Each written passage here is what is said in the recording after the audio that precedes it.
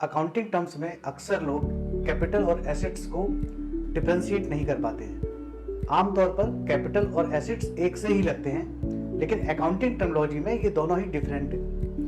Capital liability है और assets assets है।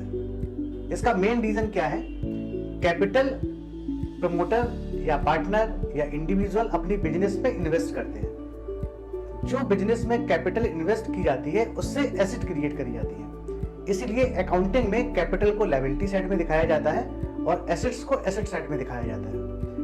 कैपिटल को लायबिलिटी साइड में इसलिए दिखाते हैं क्योंकि बिजनेस को एक अलग सेगमेंट माना जाता है और उस बिजनेस को जो कैपिटल इन्वेस्टमेंट करा गया है वो अपने ओनर को वापस करना होता है, इसलिए इसको कैपिटल को लायबिलिटी साइड में दिखाते हैं। तो कैपिटल और एसेट्स दोनों अलग अलग हैं।